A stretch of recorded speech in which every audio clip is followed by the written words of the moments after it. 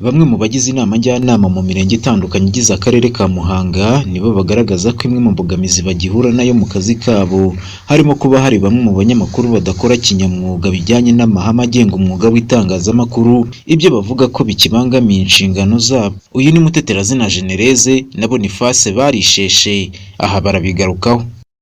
Bijya bari konti nuko dukunda kubibona kuri za televiziyo no mu bitangazamakuru byandika, hanyuma rero ugasanga ikibazo bacyanditse mu buryo buri superficiel kandi icyo gihe bituma ikibazo kitabonerwa umwanzuro nyawo. Ariko itangazamakuru habaho aho rishobora kudasesengura ikibazo neza, wenda ugasanga nk'umuturage niba we yakoze ikimeze nk'imyigaragambyo wenda ashaka ko bazamwubakira inzu kuko yabonye hariho nka gahunda yo kubakirwa inzu, akarenga wenda nka liste yakozwe agasa naho ashaka ko ari ubanza akabicisha mu itangazamakuru kandi wenda yari kugerwaho mu cyiciro kizakurikira. Rimwe na rimwe hari abanyamakuru bakunda kumva nk'umuturage arahamagaye ahantu runaka, umurenge runaka, utuye mu mudugudu runaka, kubera yenda uburyo baziranye cyangwa se yenda bitewe n'imiterere y'umuturage, rimwe kumva yuko yenda nk'ubuyobozi bw'umurenge bwanze kumukemurira ikibazo, noneho bakati ninjya hejuru byanga bikunda nkavuga akabaro kanjye,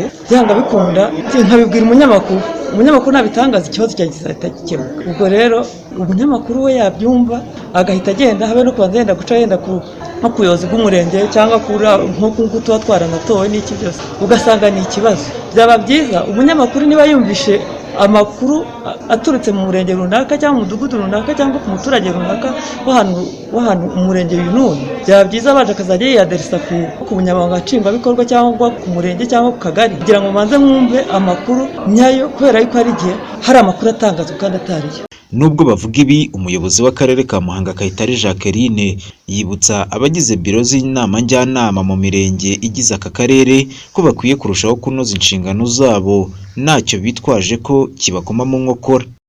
Ibibazo kandi bihari n'ibyo koko birahari, ariko ibintu byo guhisha amakuru, ibintu byo kwigira ntibindeba, ibintu byo kutita ku nshingano, ibintu byo kudaharanira no kugira ishyaka ry'uko aho n'ibitungana, rwose mutwemerere imwe bayobozi dufite, mutwemerere inzego muhagarariye, abahakora mu babaze inshingano, mutwemerere abaturage babahaye icyizere bakabaha ubutumwa mubahagararire nk'uko bikwiye.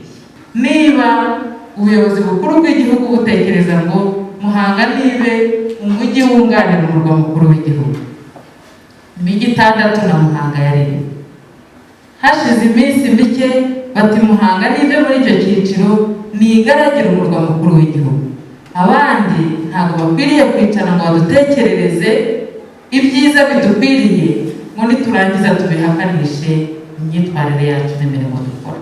Dukwiriye gukonfirima, dukwiriye kwemeza ubuyobozi bukuru bw'igihugu cyacu ko icyubahiro cyangwa se agaciro baha akarere ka Muhanga burya koko tugakwiriye. Ntabwo rero tuzabivuga, tuzabikora, kandi ntabwo bizapimirwa mu byo tuvuga.